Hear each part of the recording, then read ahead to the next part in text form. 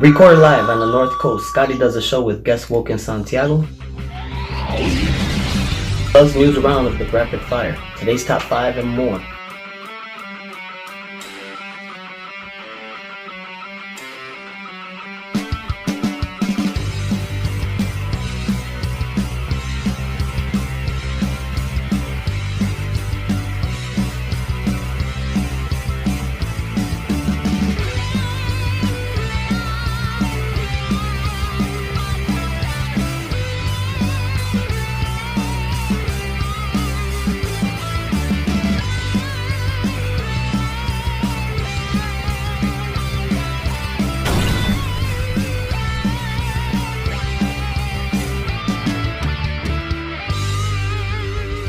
And now playing for keeps, Scott Marion.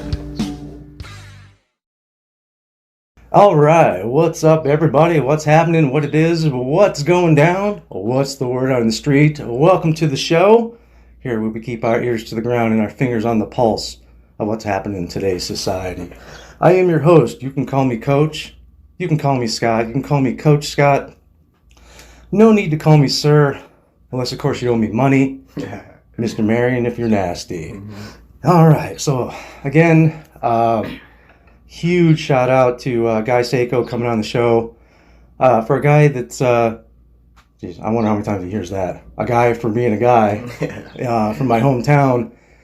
You know, and again, in the short time I've been doing the show here, I've had stand-up comedians, I've had lead singers of rock bands, I've had retired police officers, I've had now founders of a worldwide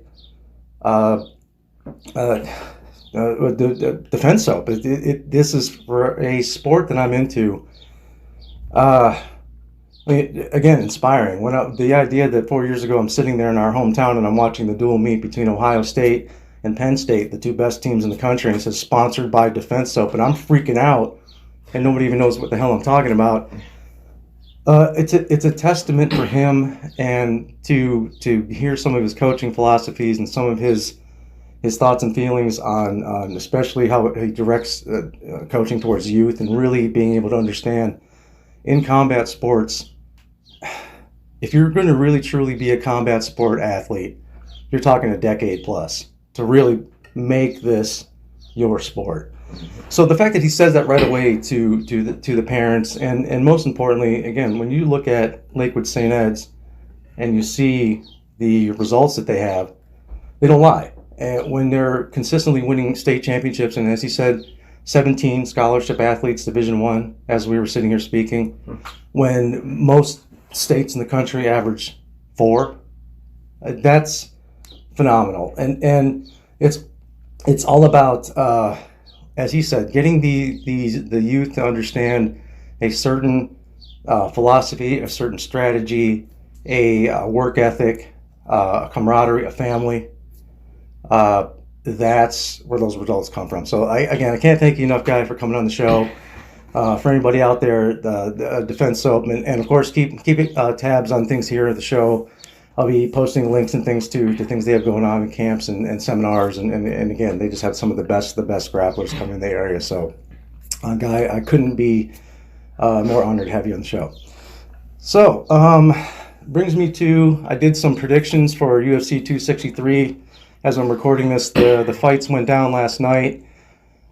Since I've been doing the show, I bragged about going into these 3 fights that I was 6-1, and the only one that I called that was wrong was when Rose won back her belt. And make no mistake, I was excited to be wrong on that one because I'm a Rose fan. So to have her win the belt back, I didn't feel bad. So last night, just to sum it up real quick, I picked Leon Edwards over Nate Diaz, and I got that one correct.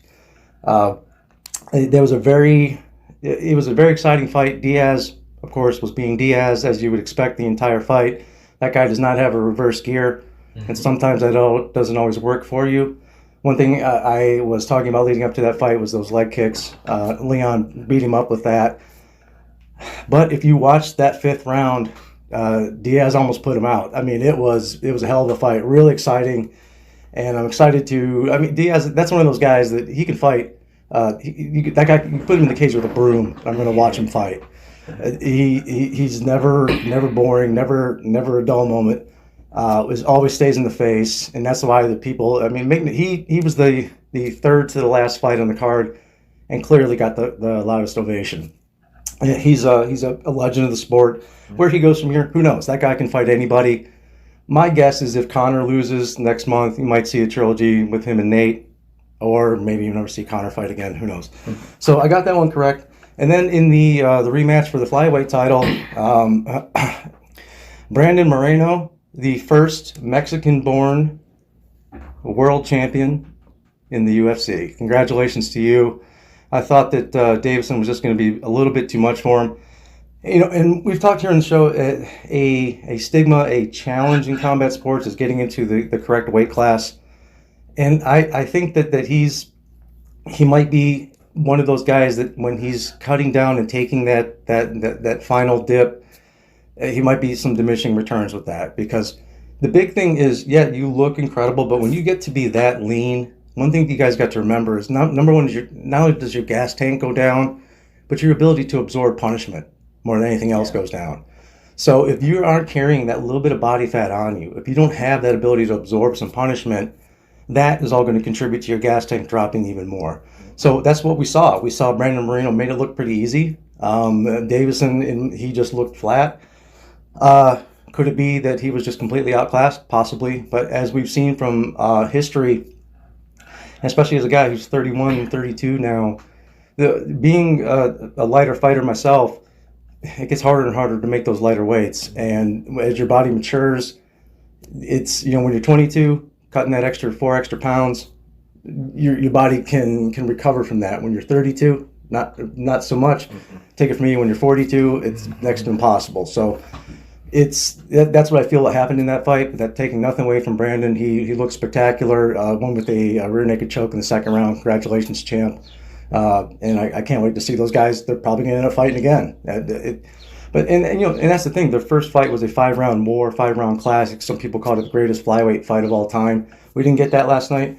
When you have two high-level guys or two high-level athletes going at it, if they fight 100 times, it might be 100 different outcomes. It's so difficult to predict what's going to happen. But hopefully we'll see those guys fight a third time.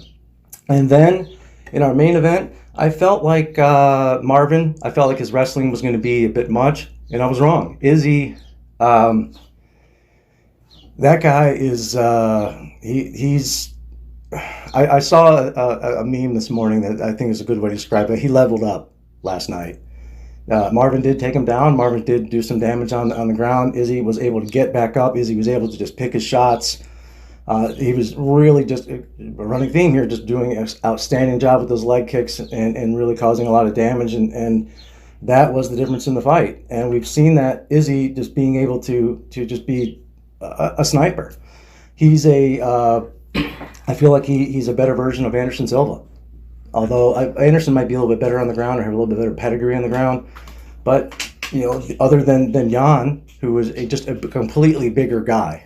I think that when Izzy hit that guy, size matters, guys. It just does. No matter how hard you can hit, no matter how well you can hit, at a certain point, physics, to quote Shaquille O'Neal, physics are going to kick in. So when somebody, like Steve Nash bumps into Shaquille O'Neal, Steve Nash is going to go flying. No matter how good of a player he is. So I think that's Izzy just bit off a little bit more than he can chew when he jumped up at light heavyweight. But congratulations to you, champ. So again, for those keeping score at home, I am now 7-3 out of my last 10 picks, but still very, that's 70%. So that's above average for those out there that are taking picks. It does not mean that I am suggesting that you take my advice and get out there and go bet. But again, numbers don't lie. I happen to love the sport, and again, the beautiful thing is being wrong. Sometimes I don't feel bad about it. So again, the fights were spectacular. So congratulations to the UFC again for just putting out like you guys do, and congratulations to the new champ and the returning champ and Leon. I'm excited to see you fight Kamara. I think that's going to be a hell of a fight. All right, so moving on. Basically, I like to. Sometimes I have a bit of an outline and a theme for the show. and actually when my guest walked in here, we briefly even talked about it before we even sat down.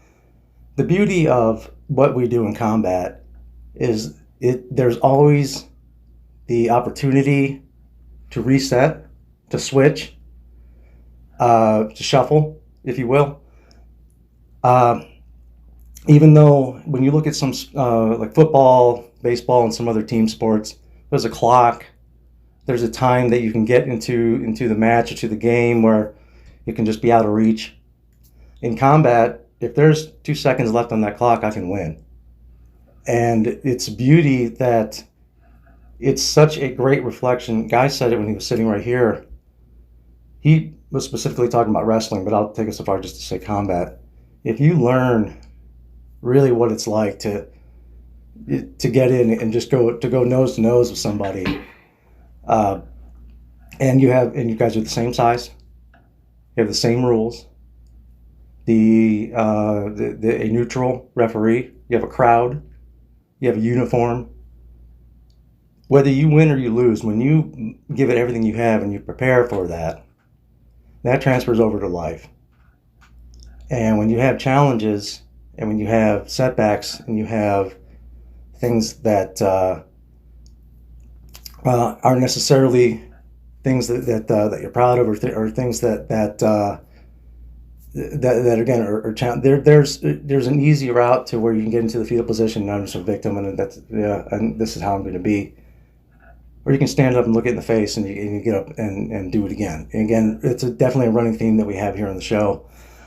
And when Kyle Roberts was on here, I talked about something about how some people are just kind of really out of problems.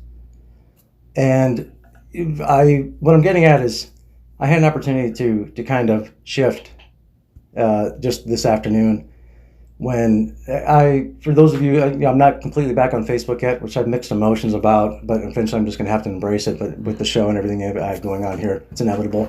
But I'm hooked up with a lot of people on Messenger, and there are some people that I was sending links to the show, and this one person in particular, she sends me this message back and took the time to make sure that it was all in capitals, where she swore at me, stop spamming, Scott wouldn't do this.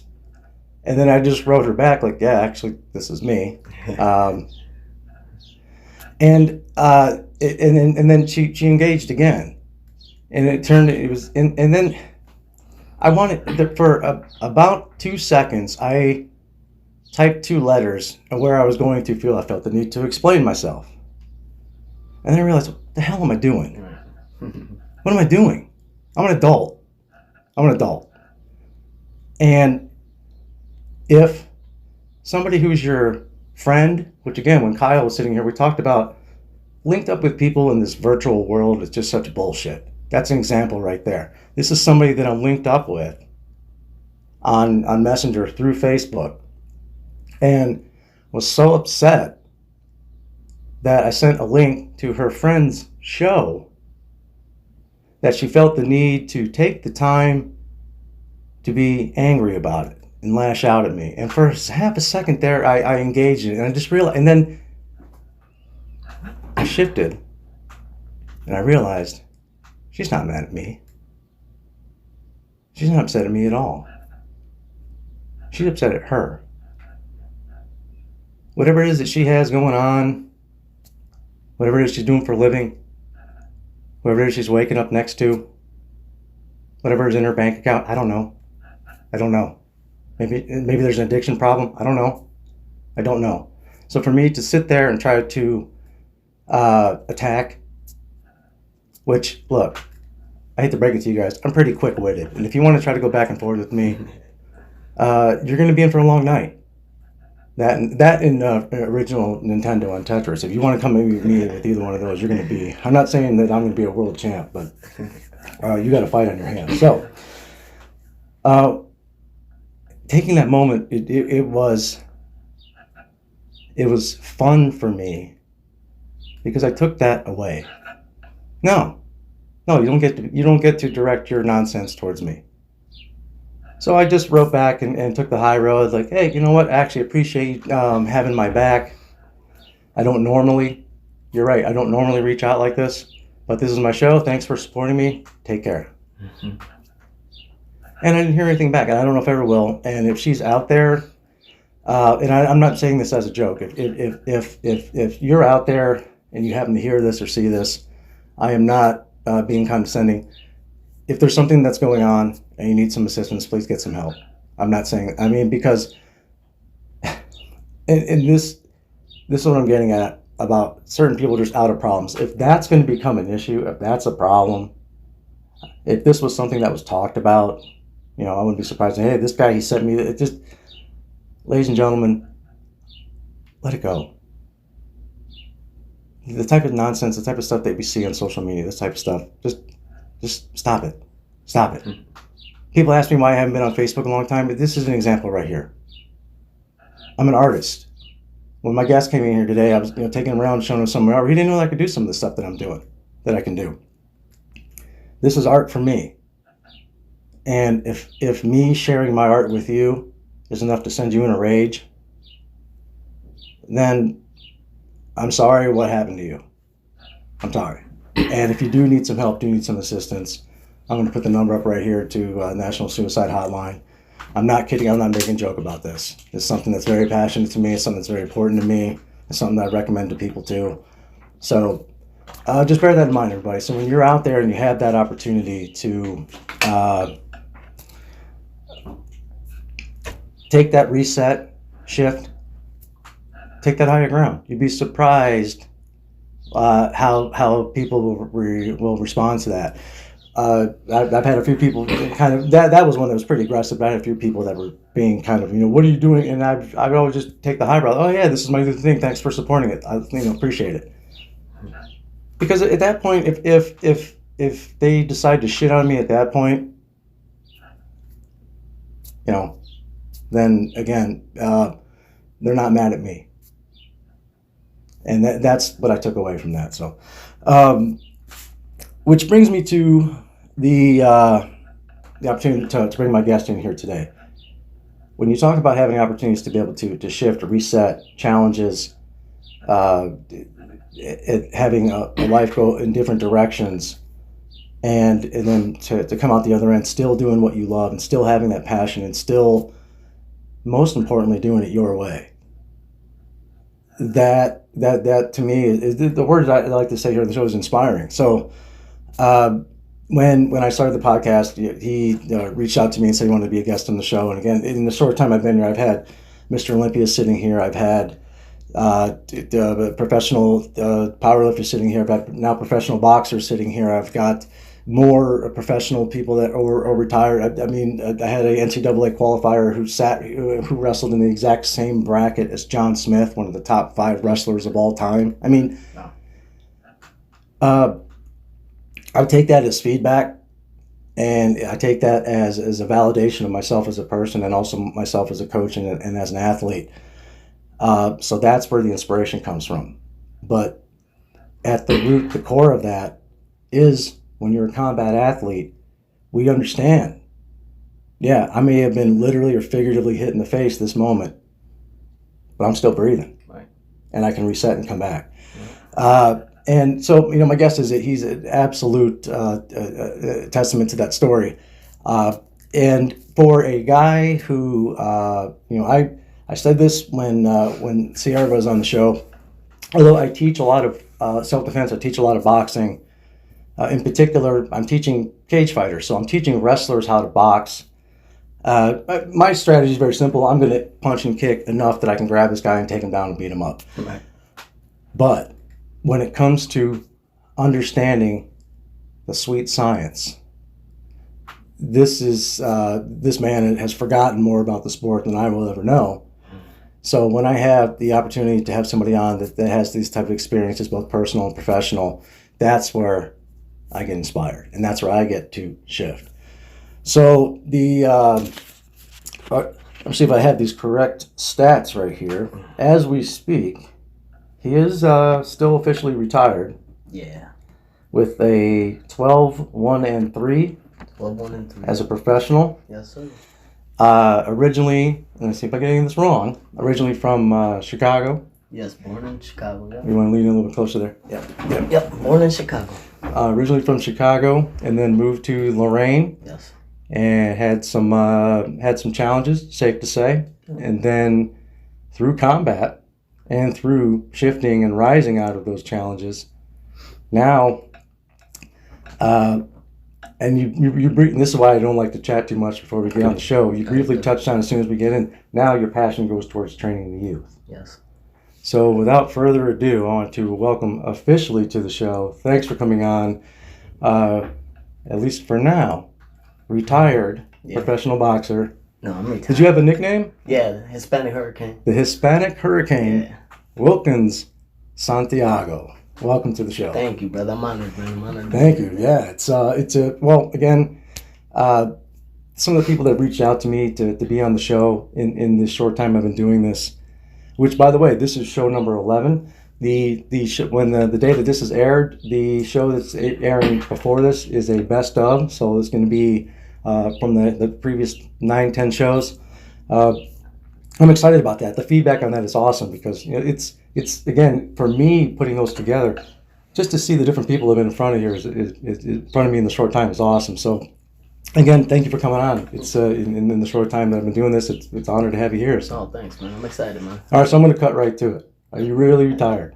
Yeah, I'm retired, man. You sure? Yeah, I got kids now, so well, little trauma I've dealt with as well with the eye surgeries and stuff. I can't keep on my body through that. As a fighter, that the body could only take so much before it's like But your heart and your mind is telling you, shit, let's go for it. Well, yeah. And when Big Mike Eli was here, he the idea was he told a story that at 47 qualified for Mr. Olympia. Now he's not figuratively or literally taking punches and things, but of course his body is going through and after that horrific injury to come back and do that is. But you're right. Mike's a monster. He's a different beast. Yeah. Now for guys because we're about the same size, roughly, not much different. Right. What weight did you fight at? I fought at 47. 47. So yeah, so I'm 35, 45 somewhere. Okay. So we're close to the same fought size. At 47. Yeah, you didn't walk around. I walked around 80, 85, man. And really? Dropped. Yeah, that was you really got that heavy in between I got fights? Heavy, yeah.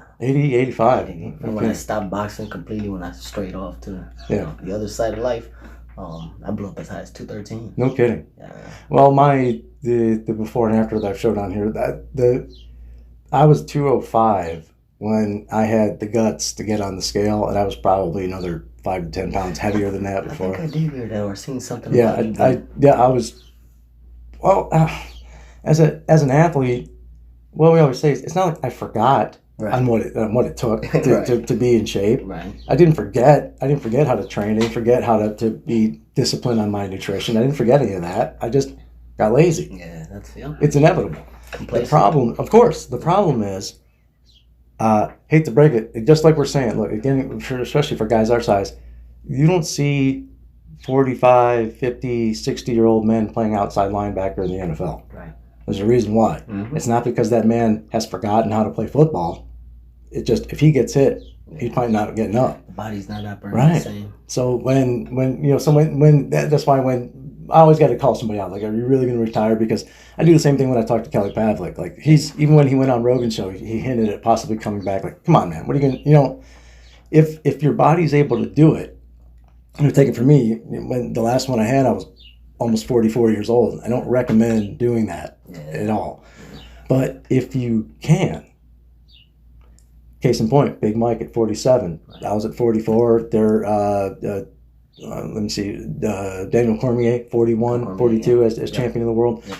You'll see, famously, George Foreman, champion of the world over the age of 40. So you'll see that for bigger guys. Yeah. Smaller guys, not so much. Oh. So, but as far as being able to shift, when you started boxing, how old were you? 9. Yeah, so pretty young, fairly young. 9 years old. What was the inspiration behind getting into boxing? Well, we just had moved from Chicago, so I was like new to the neighborhood. I grew up in South Lorraine. Okay. A little rough area. Mm-hmm. But there was a guy that I used to always see, a brother actually. Used to always see him carry some gloves out on his bag, and one day I asked him, like, hey, what do you do? Are you training or something? He's like, I do kickboxing. He said, I'm getting ready to go to the boxing gym. I just took my kicking class. I'm going to the boxing gym. I said, man, if one day if you're okay with it, let me come with you. And the first day he let me go, it was game over. I never looked back, man. The gym was like my next home. That's it's the story as old as time. What was the? Do you still remember that first day? Like some people. Oh yeah. Yeah, I do too. Just going in there and seeing these grown men and younger kids just being on those bags and hearing those ropes going. I don't know. It was like music to the ear. And again, for a lot of people that watch the show that aren't necessarily into combat sports, here's what I'll recommend. I always say, look, if you haven't been to a high school wrestling match, go to one. If you haven't been to a Golden Gloves boxing match, go to one. If you haven't been to an Olympic qualifying match, go to one. Yeah. Of course, if you can go to any world title fight, go to one. Right. It's when you get to experience that stuff, it's great. But even if you're not into combat, go to a combat gym sometime. Go to a boxing gym, an MMA gym. Go to a high school wrestling. You want to have some fun? Right. I tell you what, go watch some of Guy Seiko's youth wrestling practices. Right. You'll see those 4-year-olds to 18-year-old kids that are as disciplined as it gets. Mm-hmm. So whether you are into the combat sport or not, make no mistake, there's a real energy there. Oh, yeah. So that's why I ask, like most people have that visceral, vivid memory of, I remember walking in and feeling that. Mm-hmm. There's an energy there. Yeah, there's a feeling like no other, man. Yeah, that sport took 31 years of my life, man, and I made the best out of it, man. I'm hung around the best ones. I've sparred with the best ones. I've been in gyms with all of them, and I made the best out of my career, man. And I praise God for that because without Him, I would never got to where I got to. So yeah, I'm just grateful for the good people that were in my corner, the people who supported me, the people who believed in me, more importantly, and having just a great family that's always stood by me and always understood what I needed to do to get there. If you don't have that around you, even in combat, where you're a slugger or you're a dirty, rotten cage fighter. The image of, there's a reason why if you watch Rocky III and see Clubber Lang training by himself, there's a reason why you see that in a movie. Right. And then when it came time for him to go to the ring, all of a sudden you had a crew around right. him. There's if you don't have that, one of the things that we chatted about before we went on the air is a therapeutic reset. Mm-hmm. To have that. If you don't have that at home, most importantly, because even what you've sometimes literally or usually figuratively live at the gym, you're there 2, 3, 4 times a day, anywhere from 4 to 12 hours a day, training with this, sparring with this guy, especially when you're that young, because you can your body can go and you can absorb and you've got that brain, you can download everything. If you don't have something to stop that, to take away, of course, being an artist, I like to draw, I like to write, I like I like the podcast, I like to talk, obviously. Make no mistake, this is therapy for me. Right. For me, it absolutely is. If you don't have that, then all the skill in the world, all the technique in the world, you can be the greatest shape in the world. If you're, even if just that feeling of you go out there for a round and you might just smoke this guy for a round. If you come back to your corner and there's nobody there, mm-hmm. and you got 11 more to go, you feel lost. Yeah. So when I hear that, that's that inspiration right there. You're right. Definitely. You're right. No matter how big and bad or how tough you are, and it's just another example of, we say it here all the time, some of the baddest human beings that I know are have some of the softest hearts. Oh yeah. We literally wear our heart on our sleeves. Literally go out and fight for our family sometimes.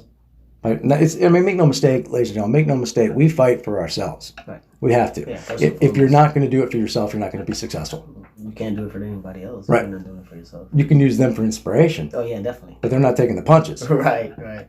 So in the end, if you're not able to shift past that, then it's going to be, I'm not saying it's impossible, but it's going to be a tough road. A harder road, yeah. Yeah. So the, I was, of course, I had to jump on Wikipedia because we've known each other on the fringe for a few years, and obviously kind of trained in the same circles and know some of the same people and stuff. But I didn't know a lot about your challenge when you were a younger man. Yeah. There are times that when people can. That is probably the most inspirational thing that I can say about you, especially because of where you are now. Yeah. Just go straight to it. Go straight to it.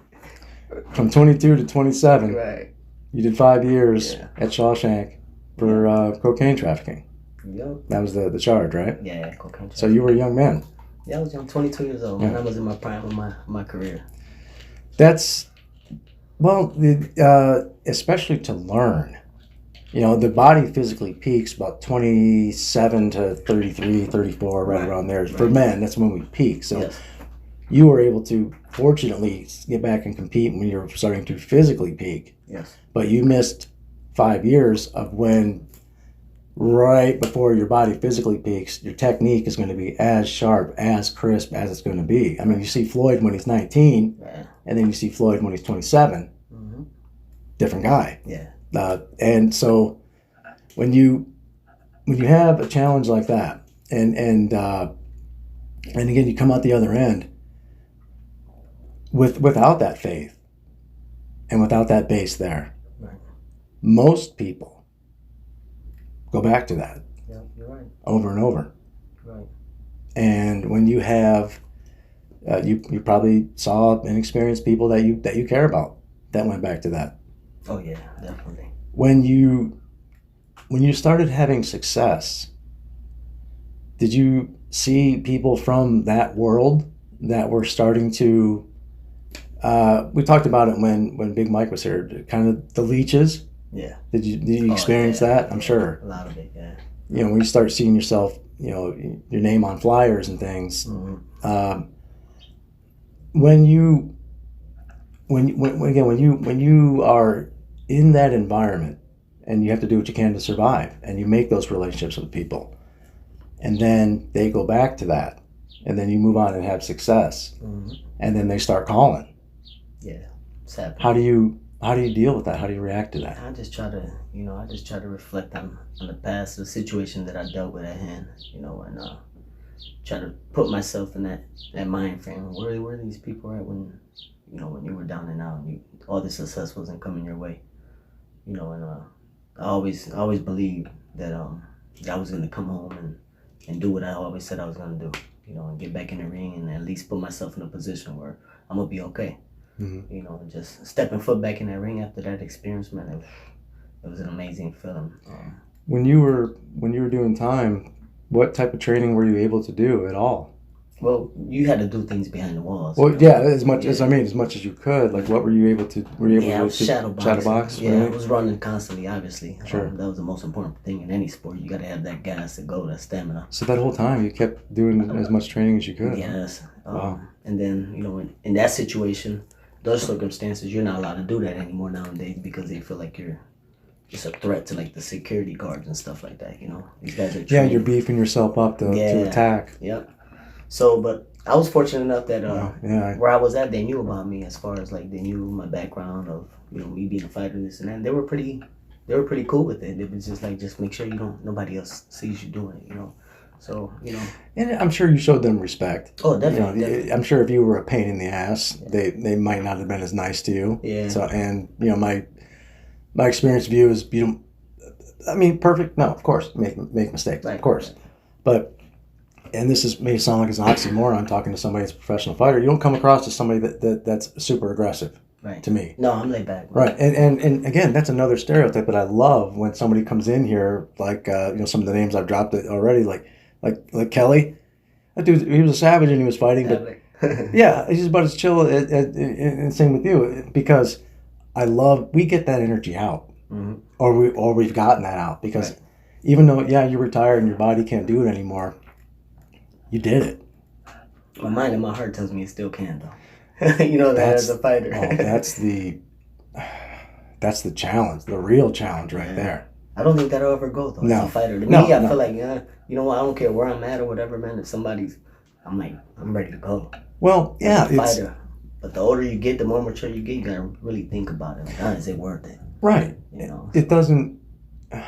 Well, in case in point, like I talked about, this girl that's just wanted to engage with me on this messenger thing. So, you know, really, you know, it's the same thing.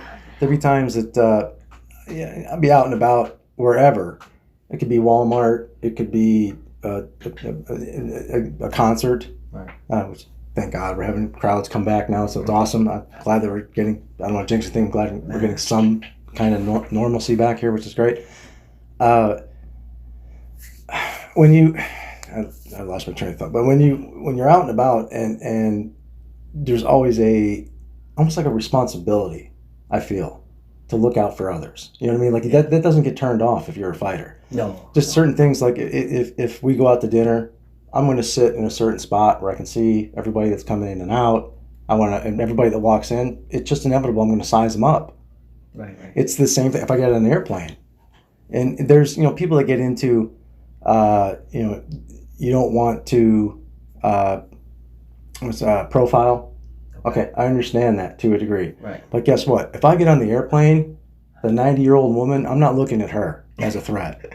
I'm looking at, I don't give a damn, what your skin color is or whatever. You're right, almost in that same mentality of the prison guard. I'm looking at people that get on the plane. Okay, if somebody on here has a weapon, who here is really going to be a threat? Right. Or even if somebody wants to go hand to hand, who here is going to be a threat? So that is, I feel like it's a bit of a responsibility to a degree. Like when Sumter came in here, he's a retired cop, and he and I chatted off the air that's something you never turn off.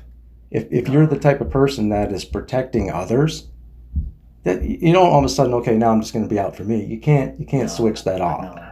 So that, you're right, that mentality, no, that's never going to go away. No, it's never. No, it's but the beautiful thing is, now as a coach, I mean, you're still at the Title. You're still at Title Boxing Club, in Westlake. Title Boxing Club in Westlake. Been there for a number of years. About 6, probably. It's and for those of you that you're all over social media, I'm sure people, Facebook, Instagram, WILKINS Santiago. all over. You follow them everywhere. I talk about, I always make it turn into like a kiss ass fest when I have my guests on here. But as a guy who's retired and a guy who's older as well and who's had some body's been beaten up a little bit, you're right, that doesn't get turned off. But now we can take that and put it into some of these kids. Yep.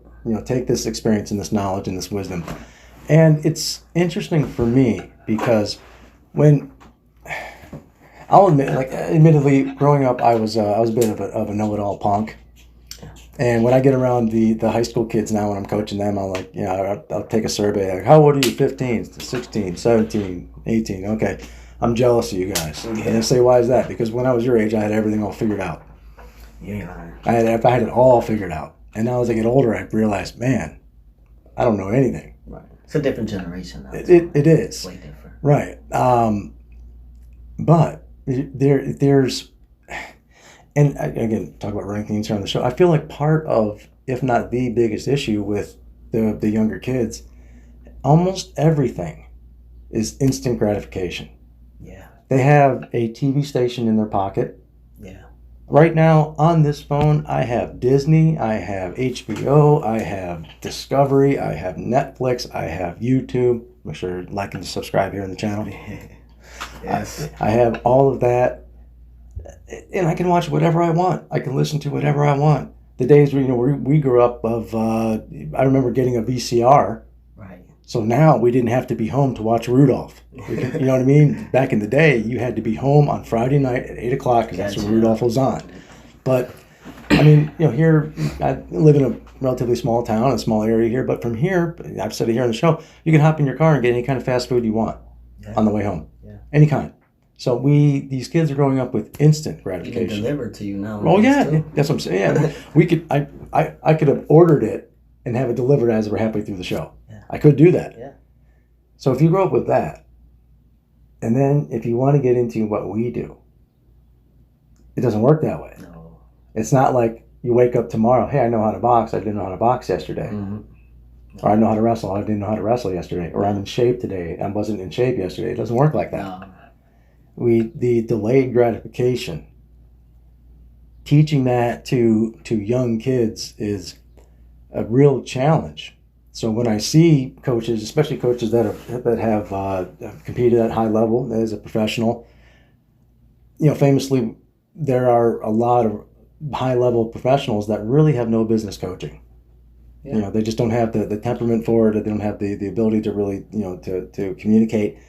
So when you're able to take and teach and train that, what's you said you were talking about this is younger generation. What would you feel not only is the biggest challenge, what's the best way to kind of overcome these kids that have that instant gratification, be able to explain to them, hey, look, what you do today is going to pay off a year or two from now. What do you think is the best way to kind of explain that? Other than, obviously the best way to explain that is for them to experience that. Right. And say where you were today, and I do that a lot.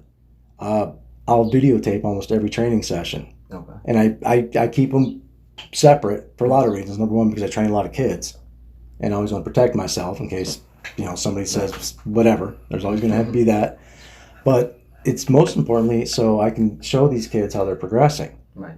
They may forget because everything is so instant. They may forget that 6 months ago you didn't understand how to duck and roll. You didn't know that. Right. All you understood is just how to turn. Right. So, and the big thing is not only know that, but after reps and keeping doing it, now it becomes a reaction. Mm-hmm. So other than showing, is there any tricks or anything that you could? I'm basically looking for any advice. I mean, the basics gets you through everything. When I sit down with a kid and tells me he wants to learn the art, and he's known what I've done, and he's heard about me and says, I want to really take this on seriously and see where I can go with it. So I give everybody the opportunity. I'm one of those guys where I'm open. They gave me the opportunity one day and I took it and I ran with it. So I kind of like basically try to get a feel and a vibe of him or whoever, maybe, because I train females as well. Sure. But it's something that you as a fighter and now transitioning over to a coach, like you can pick it up right away if this person is if they're really serious about it or not. Yeah, you're again talking about running themes. You're every athlete that sat over there has said that. Yeah. And I agree. Once you've been around, it's hard to fake that. Right. To fake tough. So okay, and on that note, if there's one attribute, one skill that you as a coach look for more than anything else in an athlete, heart. Yeah, I said the same thing. Correct. You gotta show me that heart. Yep. And I'll be able to tell if it's shaky or what. Like I'll pick it up quick. I have that instinct where I'm like, okay. Like I've been in fights where these guys look at me and size me down and talk crap to me, but I can look them in the eye and tell, oh yeah, I got him. You're in his head. Oh yeah. It's you know how that is. It's a fighter. You pick that up fast. Right. It's look. A great example of that in the MMA world, Conor Khabib. Conor was doing what Conor does. Yep. And he got in there with a man that's might be half robot. Gritty.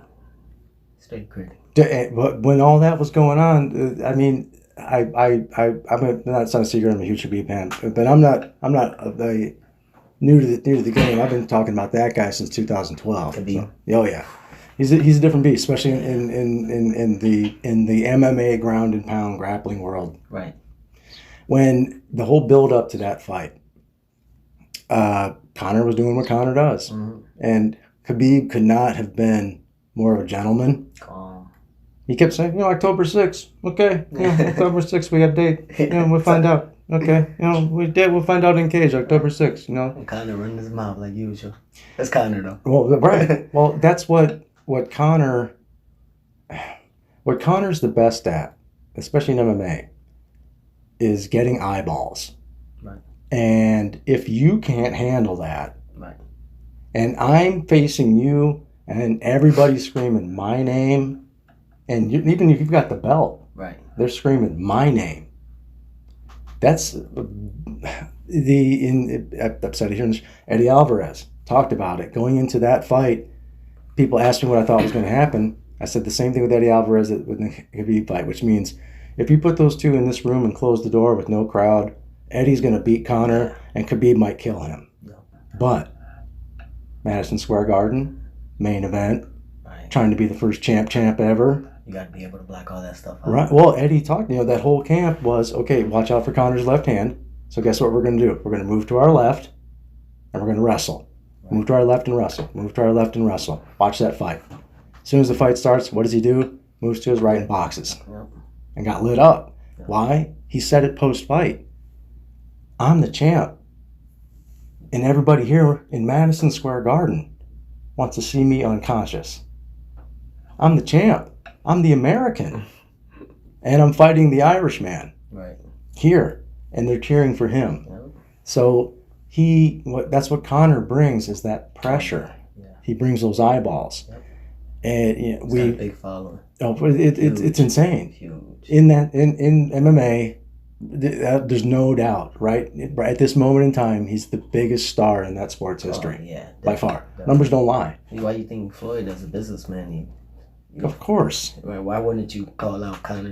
You know how many millions and billions of people watching this guy? Of course, that was a very smart move. Oh, and the I'm sure you watched the Conor Mayweather fight. Which one? The recent one? No, well, yeah, we'll get into that. Because when Floyd was, that was 4 years ago when he fought Conor. Yeah. I'm sure you watched that fight. Yeah, I've seen it. The real story of that fight was how the judges were not going to let Conor win that fight. Yeah. Floyd threw one punch with 9 seconds left in the first round. Mm-hmm. And all three judges gave him that round. That's crazy, man. It's nuts. Well, they weren't going to let this guy come in 0-0 and beat this guy that's 49-0. They weren't going to have that. Even the only way Conor was going to win that fight is he had to knock him out. Yeah. So the real story of that is, for those of you out there, you can go online, you can take a look, you can actually see where those scorecards were. Right. I believe one judge gave one round to Conor. Yeah. And he got knocked out in the eighth. I believe. It was the eighth round. Yeah, something like that. And Floyd, to be fair, Floyd was doing what Floyd does. Yeah. But Conor touched him. Yeah, he touched him. He touched him a couple times. But the idea that there was no way any of those judges were going to give that fight to Conor, and he had to knock him out for sure. So that was smart, because you're right. He knew that, okay, this guy here has the eyeballs, and when you've got somebody like Floyd who can handle that pressure, right, and you got somebody like Conor that can handle that pressure, you know what those guys did?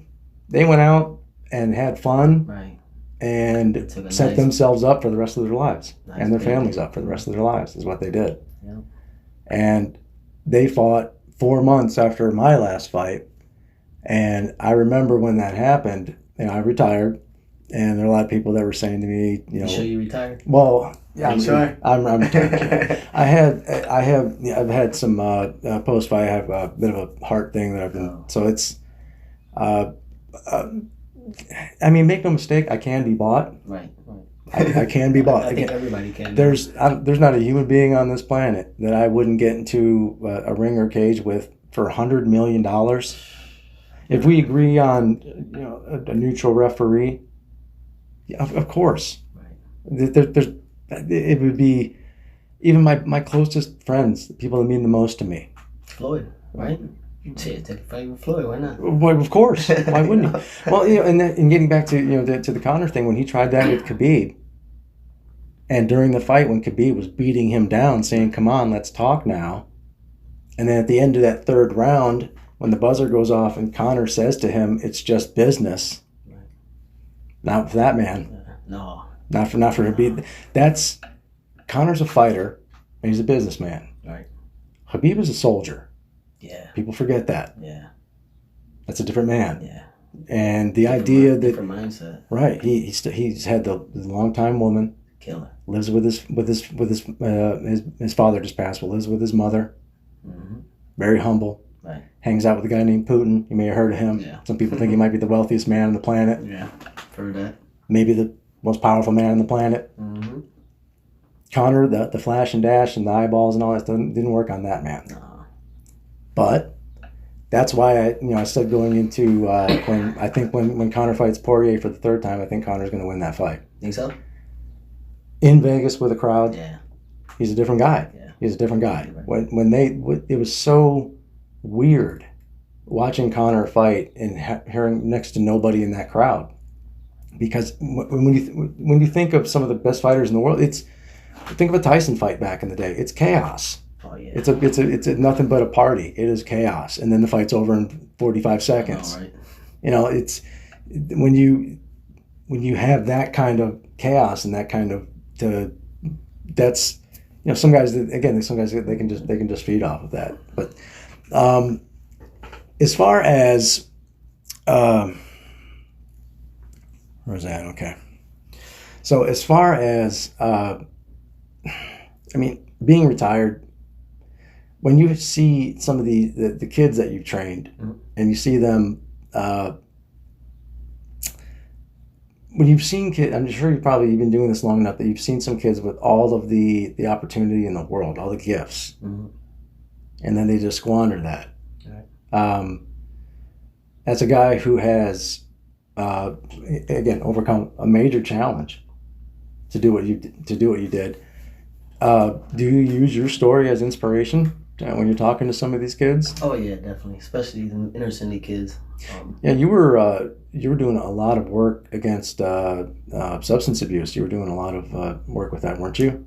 As far public speaking, things like that. Yeah, I was doing some of that in the prison system as well. Oh, no kidding. Yeah, it was a program called Heart to Heart where they get kids from the inner cities who were having problems at home, dealing with parents who ain't in their lives. They're caught up into the drugs and the streets, and they'll bring them in, and we'll just give them a speech, let them know about our life and why I got here, how I got here, how my friends and my peers around me was an influence on, on how I went about things.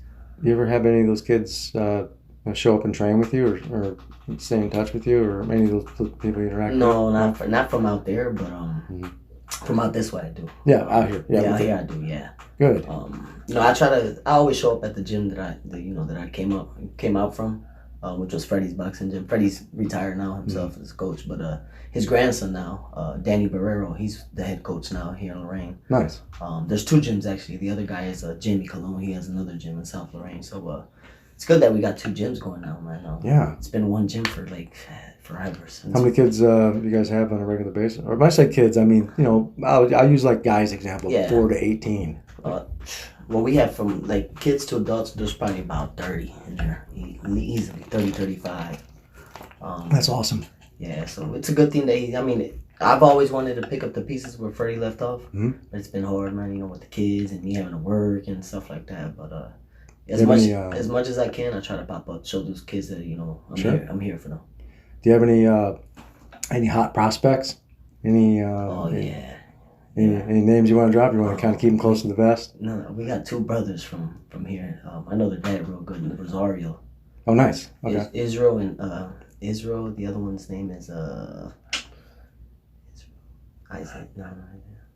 There's two of them though. Two brothers, Rosario. Man, those are bad. How old are they? I think one's 15, the other one's about 17. Oh, okay. So you got them high school age. Oh, they're bad. Man. Nice. They're bad. Them boys, they go out compete with the guys nationals now. Okay. Sparking them up. Nice. Yeah. So these kids. How big are they? They're pretty tall. I think the ones were 130 and the other one's 25, I believe. Nice. Nice height though. They got that Trinidad Bernard Hopkins. Oh, man. Yeah. See, for guys built like me. Down to the short stock. We got to get in. Yeah. We got to get in. I've always been the shorter guy in the majority of my fights. So I'm more of, you know me, my fight style, I'm attacking the body the whole time. Yeah. I'm trying to slow your legs down. And to be fair, again, I'm a wrestling coach. I'm a wrestler who has learned how to box. And I've been teaching more boxing in the last 5 years than I ever have in my life. So I've evolved as a boxer myself, and I have fallen in love with working the body. I think like anybody, when they get into striking. They want the knockout because it's the sexy thing. You want to, whether it's a punch or it's an elbow or a kick, you want the highlight knockout. Mm-hmm. But chop the tree down. Yeah, that's it. And I've made that same transition in really teaching and also learning more Muay Thai as well. You know what? I'm not a guy the way that I'm built. I'm not gonna be able to kick you in the head. I physically can't do it. Right. But as a short, stocky, powerful guy in a short distance, if I'm able to land a leg kick on you and I get that shin come down hard right there on that quad, bam, 4 or 5 of those, you're gonna have to change your stance. Yeah. So the idea, and again, I'm not gonna head kick you, but the learning that, like they say, you chop the tree down, you work the body, the head will die, no matter what. So I have turned into your style and body snatch. Yeah, well, and being a wrestler, a lot of wrestlers are built like me, built like you, where we're shorter, we're a little bit stockier. The one kid I'm training, I actually get to see him starting again this week, which is exciting. He's built exactly like me, so he's got the T-Rex arms. Okay. So I'm like, look, okay, bad news. You're going to have a challenge closing the gap, which means you're going to get hit. Right. Yeah. You're going to get hit, period. I'm not going to lie to you and say you're not going to get touched. You're going to get hit, and probably going to get hit hard sometimes. So your chin's going to be tested, your defense is going to be tested. But here's the good news. If you're fighting somebody like that that has that kind of length and range, if you're able to close that gap in that short distance, you're going to hit hard. Oh, yeah. Real hard. Just to understand it, cutting those hips and just putting those knee downs when you're throwing your power punches, just a little extra. That would if you're a Deontay Wilder that just has cement in your hand, it's a little bit different. But we're not built like that. Right. So if you're able to close that gap, and again, here's the brilliant news. When I teach this guy this, then it's like, oh, and by the way, now not only can you hit this guy, now you can grab him, which that's your instinct. You're a wrestler. Yeah. You're not going to turn that off. Not only do you not turn off being a fighter, you're not going to turn off what that base is. Yeah. And even though I love boxing, I love kickboxing, and I love striking, I'm getting into spinning and elbows and stuff. And as a coach and as a fighter, I'm evolving, but my body is, it's getting slower every day. So you're right. That's the challenge. I love the idea of, just again, chopping that tree down, understanding that it's step by step, and also understanding that this kid is a wrestler. His instinct is to grab this guy. The instinct is always the same. You hit somebody in the mouth real hard, see what they do. Right. Are they going to run away? Are they going to get into a fetal position? Are they going to punch? Are they going to kick? Are they going to reset? Are they going to move? Are they going to hit you back? Tyson, the famous slogan. Yeah. Everybody has a plan till they get punched in the mouth. Yeah, exactly, and it's true. Yeah. Excuse me, but as a coach, I'll put together some strategy. Example, if I have a guy who's fighting a guy who's never wrestled before, and it's an MMA fight, of course we're going to be wrestling heavy, of course, of course.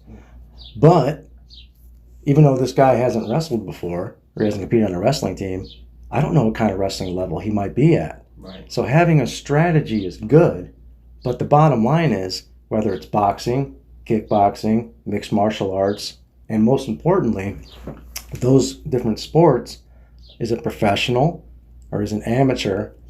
What gear are we going to wear? What are the rules? As a coach, I keep it as simple as possible to say, guess what? You're fighting at this weight class. This is the environment you're going to be in. Is it a ring or is it a cage? This is the time per round. These are the rules and what you're allowed to do and what you're not allowed to do. And we're going to work in that environment. Right. If somebody's getting ready for a boxing match, why in the world am I going to grapple? Other than just, pummel, move shoulder in, a little basic stuff. I'm not going to work on single and double legs and that type of stuff. Mm-hmm. Maybe as a drill for conditioning, but not at all for strategy. But I see some, we talked about, going to some gyms and there's always going to be that energy there. Yeah. I'm sure you've been in some where it's just been chaos. When you walk into a gym and you see that it's chaotic like that, and you see there's not that structure and that energy, no matter what that energy is, the energy, Einstein proved it, energy doesn't go away. Mm-hmm. It's either going to be chaotic or it's going to be structured. And when it's structured, that's where you get the results. Yeah. So when you go into a gym and you see that's all chaotic like that, I know how I feel when I walk in and see that. Right. You want to just kind of like, change things around, or you're able to fight that urge? I mean, like I've been to, like I said, the Mayweather gym. Yeah. Oh, there's so much stuff going on in there. But they call it the dog pound for a reason, you know. Yeah. Well. Yeah. So you go in there, you got to throw down. It doesn't matter who it's with, whatever, how many rounds. You look tired, they're really coming after you. You gotta survive. Yeah, that's it, man. Survival of the fittest in there. It's, well, we talked about heart. Right. And grit. The only way to show that is I gotta break you. Yeah, that's it. That's it. I gotta break you. And as a coach, that's our duty. Right. If we're gonna prepare these athletes for battle, if we don't break them, somebody else, and when somebody else does, they won't get fixed again. They won't be the same. Yeah. No, you're right. They won't. So if we give them hell, which is an overused and underappreciated statement. Yeah. When you give somebody hell, I talked about it when Guy was here. You know, taking those 3 amateur fighters to Curacao. Those guys were not. They had a little bit of wrestling experience, but not much. I put them out there because I knew wrestling was going to be our advantage. Right. Those guys got thrashed in the shark bait because I told them, I don't expect you to beat these guys fresh. Right. But I'm going to exhaust you, and then you're going to go out there and wrestle these guys. Mm-hmm. And why? Because if you can endure this, what you're going to go into, nothing. I know this one guy that you're going to get in there against is not going to be able to do what these 3 guys are going to do to you over the next 9 minutes. Yep. It's not possible. That's true. And if we don't do that, that's a disservice. So as a coach, when when Guy was on, he talked about how he gets around a lot of parents and says, "Hey, look, if you want your kid to be a wrestler, I'm going to need your kid for 10 years." Right. I'm sure you have similar discussions with parents. When you do, what is the especially in the world of instant gratification? Right. What kind of feedback do you usually get from parents when you say, "Hey, look, if you want this to really happen"? Well, I mean, it's a little bit of like the mothers, especially. The mothers are more about, "Oh, not my baby. I don't want them to get hit." Well, that's right. Yeah, which is understandable. But the fathers are all for it. Well, in the end, yeah. Now, on that note, out of the kids that you get that want to train, what's the percentage of the parents that have trained? Most of them have or haven't? That have trained as far as boxing or any type of combat? Very, very little. Really? Yeah, very little. Yeah, see, that's the same thing that Guy said too. He said probably 75% of those kids, their parents didn't wrestle at all and didn't do anything. Or any sport activity or nothing like that, yeah. I love hearing that. I do. The environment I grew up in, I didn't grow up in a wrestling family. I was the first in the family to wrestle. But I had some cousins and things that wrestled. But I like that. I mean, when you look at in any sport, again, some of the names that you just mentioned that we can mention all day long. When you have combat families, boxing families, wrestling families, we're seeing MMA families now. It can be very challenging. I've talked about I've known some kids that were 4-time state champs in wrestling and didn't want their kids to wrestle because it was hammered on them. They didn't get to choose. Right. That's always the thing. If you choose to train and you choose for me to open the door, or again, that saying says, I'm going to open the door to hell. Right. Here it is. I'm going to open the door. Here's the fire. Are you going to step in? Right. If you choose to do that, you got to be prepared for everything. Of course. And then regardless of the outcome, it's your choice. Right. Whereas if somebody brings you to me with a figurative gun to your head and saying, this is your coach, you're going to train with Scott, and you're going to do this. And even if we go to a world title, you're going to resent me. Right. Yeah, it's different. Because somebody forced you. Right. You got to want it yourself. Yeah.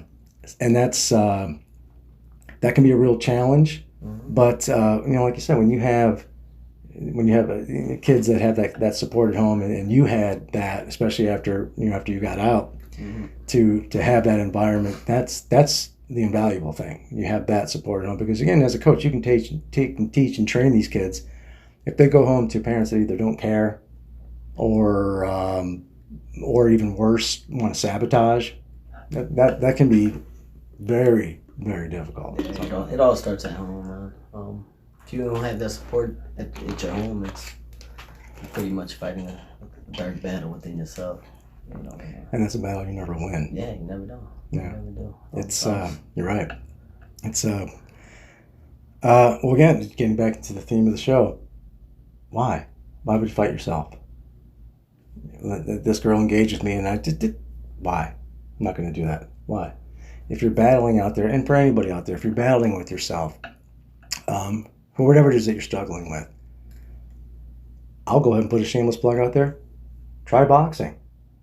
Try grappling. Try wrestling. Try combat. If you haven't if you're listening to the show and you're not a fan of combat, give it a shot. Right.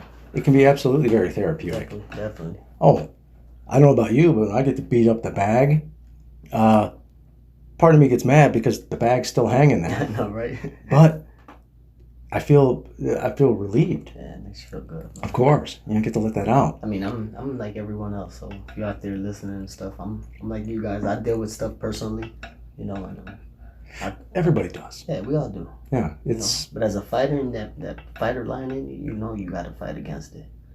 And I'm not gonna let you defeat me. I'm gonna look you dead in the eye and say, I got your ass. That's the way I operate. Well, that's why you've had the success that you had. Mm. And that's why you're able to overcome what you were able to overcome. Right. Well, to the grace of God, man. God first and foremost, man. He's been amazing to me. I'm not this church going on type guy, but I do believe in a higher power, and he's done so much great for me, man. And I'm just thankful for that.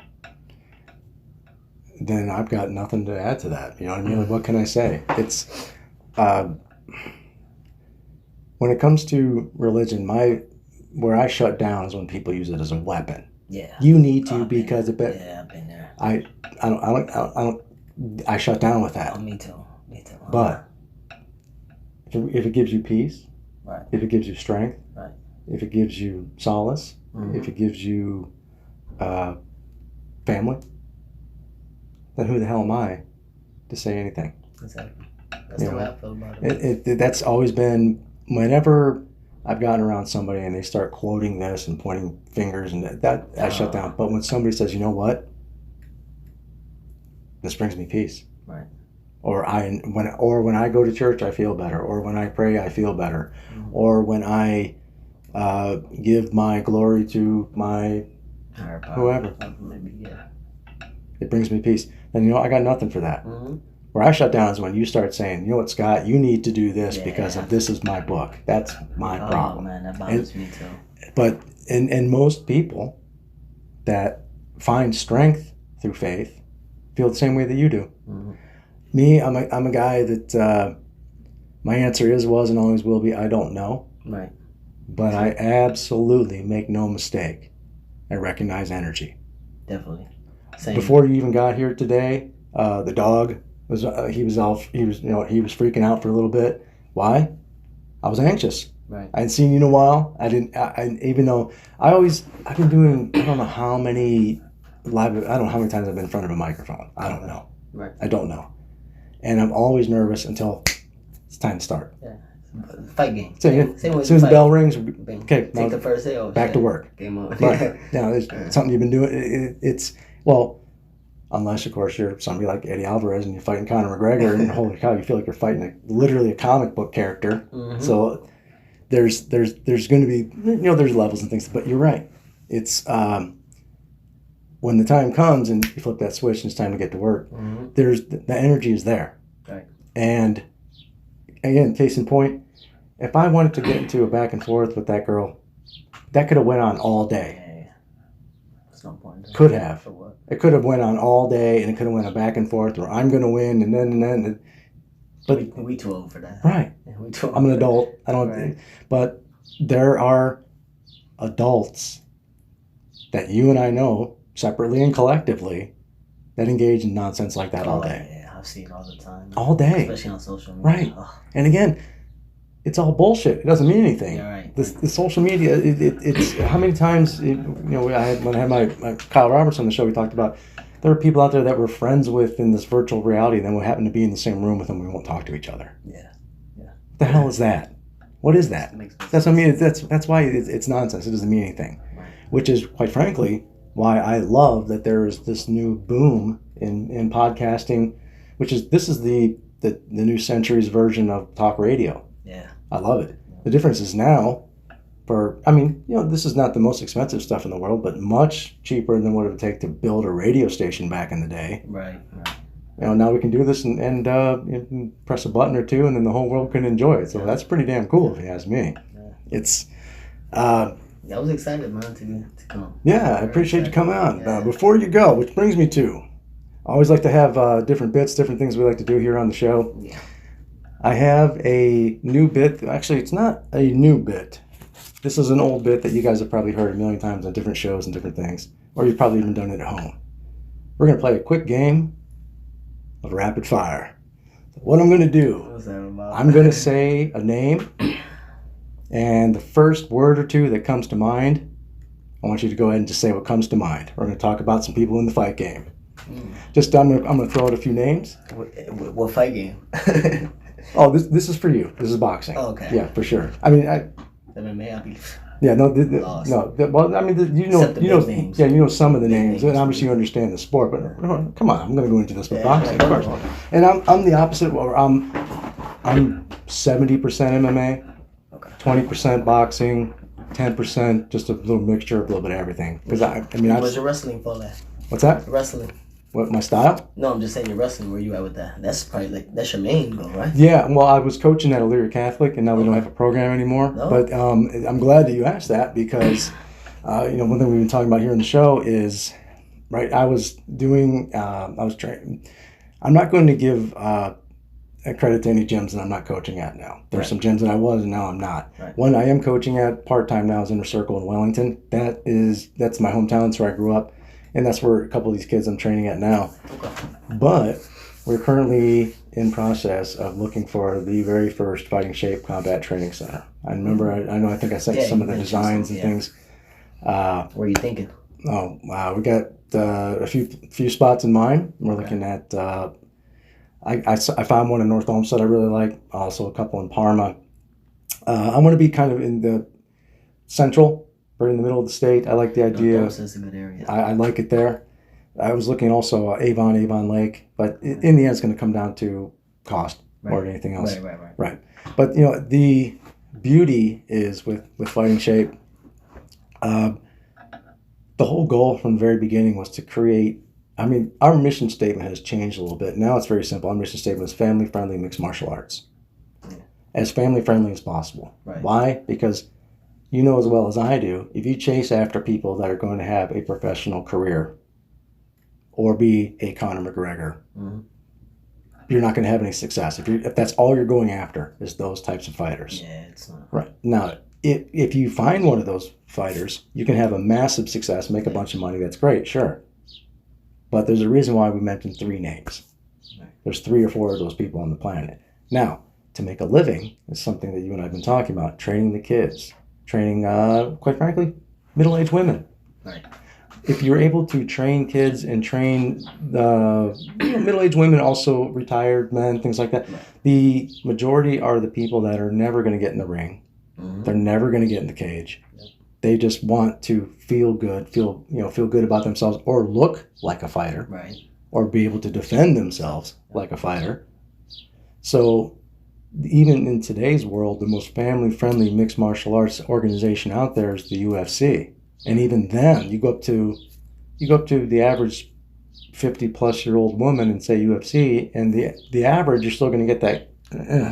You're still going to get that cage. That's too brutal. Right. I've heard that numerous times. Right. So, with Fighting Shape, make no mistake.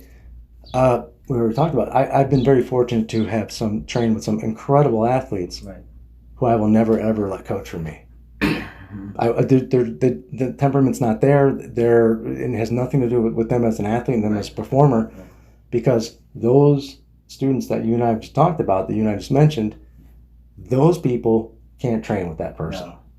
They can't, no matter what. It's too intense. It's too much. They can't tone it down enough for them.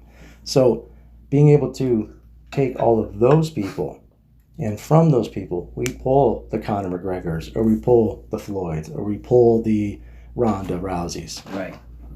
That's, and we build them up. Great. But the idea is, people, they might say, oh, gee, family friendly. I say, oh, make no mistake. Go bell to bell with us and find out.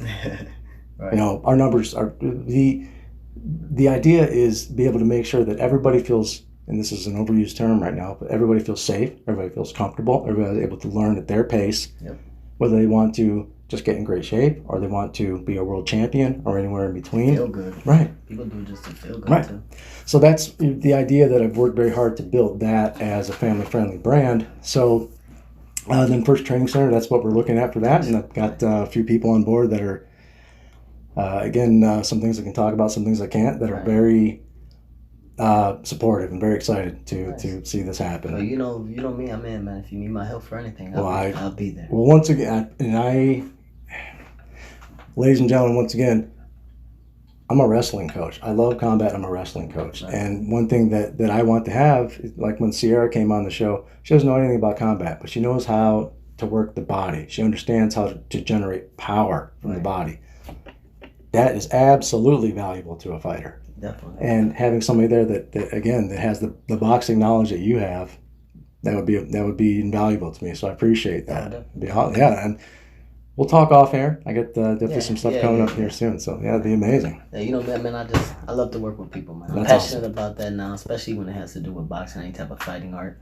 I'm very passionate about it today, man. Let's get to work then, sir. I want to get that one kid, man, take him to the world title, man. Let's do it. And you know what? As a coach, if anybody wants to know like what my goal is as a coach, what you just said. I want to find the athlete that I'm their coach from day one all the way to a world title. That is so rare in combat. Yeah. I want one of those two. That's like everybody tells me, like, what are you gonna do after boxing? What's your goal now? I said, look, to be honest and straight up, my goal is to take a kid to the world title, something that I want to that I wanted to achieve, and I feel if I can get that kid to that world title, whether he win or lose, in my eyes, I'm a champion, he's a champion. I couldn't put it better myself. You're right. Yeah. Because make no mistake, at that point, we're not taking the punches, but there's a piece of us in that ring. Yep. There's a piece of us in that cage. Yep. And that's why I feel the same way. I want a fighter to have a title belt. Make no mistake, not so I can be delusional and think that I should be wearing that title belt. Right. But there's a piece of me in there. Yeah, definitely. And to be able to shift, I guess for the running theme, to be able to shift past that sometimes very, very difficult desire to want to keep competing. Mm-hmm. To shift past that to now see the success in these kids and take the pride and the energy out of that. Right. That's awesome. Oh, yeah. And that's what we want to do with Fighting Shape, man. Again, stay tuned, everybody. We're going to be having all sorts of news coming up with that here soon. It's exciting, humbling, terrifying, all at the same time. Building something that people see value in is, again, we're fighters, we're tough people, but we're emotional. Oh, and there's a reason why you see some of the baddest people on the planet, they get reduced to tears. Brandon Moreno, when he put the belt on last night. Yeah. How could you not? Right. How could you not? Right. He said 15 years of his life. Mm-hmm. And how do you not? So the beautiful thing about what we do is we have that payoff. We have that moment. Right. And again, to be completely clear, I always want my athletes to win, but what matters most to me more than anything else is they're prepared and they show up. They give it their all. Absolutely. Because it's that heart that we talked about. Yeah, they show that, win or lose, then they'll have, to use the words Guy Seiko said, their life will be changed for the rest of their life for the better. Yep. And on that note, we're going to jump right into our rapid fire right here. So this is our first time we're doing the rapid fire.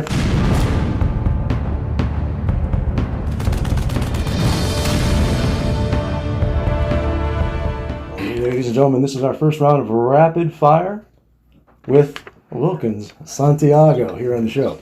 So what I'm going to do is I'm going to say a name, and I just want you to. The beautiful thing about the rapid fire, don't think first thing that comes to mind, first thing that jumps right out, just boom, just jump right to it. Okay. All right, here we go.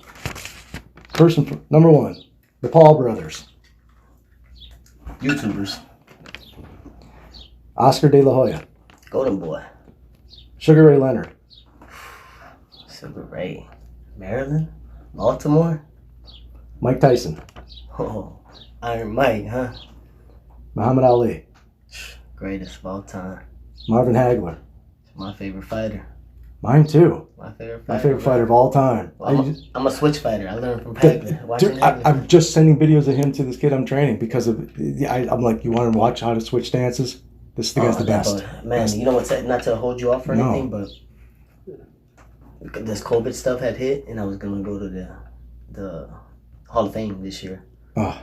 But unfortunately, it was all planned was to go see Hagler. He was supposed to come in, and then he passed away. Yeah, man, that shattered me, man. As a kid, I grew up watching this guy. He beat Sugar Ray. Oh, I know he did. Yeah, they can't lie about that. He won that fight. He watched it again. Yeah, he's my favorite fighter of all time. Mine too, man. That 80s piece I showed you over there, he's in that. Oh, is he? Yeah, I'll show you. Yeah, that's my favorite all time. Dude, right on. Canelo. Oh, Cinnamon, huh? Mm-hmm. Tyson Fury. Tyson Fury? Oh, Gypsy King. Bad boy. Triple G. Triple G? Another killer. And Floyd Money Mayweather. Oh, money. All right, there you go. The rapid fire, ladies and gentlemen. Again, Wilkins, I can't thank you enough for coming on the show. Thank you, man. Right now, so again, you're still doing the training at Title? Yes, I'm still at Title. So what I'll do is any contact information, anything you have for me, I'll just go ahead and put it right up here. So if anybody out there is looking for any training, again, just because somebody has competed at a high level and somebody has been a professional, and what we're seeing here on the show, this man, he can train everybody, and he loves training. He loves training kids. If your goal is to be that world champion, make no mistake, step up. Obviously, he wants to meet you. Yeah. But if your goal is to get in shape, if your goal is to feel better about yourself, if your goal is to look like one of those fighters, if your goal is to be able to protect yourself and maybe protect your loved ones, learn combat for sure. And if you want to learn boxing, you can't get any better than this guy right here. So get a hold of me, man. Yeah, for sure. And then keep an eye out for the Fighting Shape Training Center. That's going to be definitely excited for that one, you guys. Oh man, it's yeah, and I'm excited that you want to be part of the project. Man. It's going to be sweet. When you mentioned it to me, man, I'm like, man, I want in. Well, it's going to be exciting for sure. I know the type of guy you are. I know how I am. We similar. We love to work with people. We have that passion. And, I want to be a part of it, man. I appreciate that. Well, you are, and let's make you officially part of Fighting Shape then. And we're passionate because we like results. Definitely. And the results come from, again, that delayed gratification, that hard work, the heart, the grit, consistency, man. Get up and put that work in. Yeah. And what you do today will pay off. Who knows when? It's doing the things that you feel uncomfortable, that doesn't feel good. That's when it all pays off. Challenge yourself. Yeah, and I'm a living witness to that, man. There was days where I got up in the morning like, I don't want to go run. Sure. But I knew that I had to, man, because I always put in my head that the next guy in front of me, he's out there doing it. Yeah.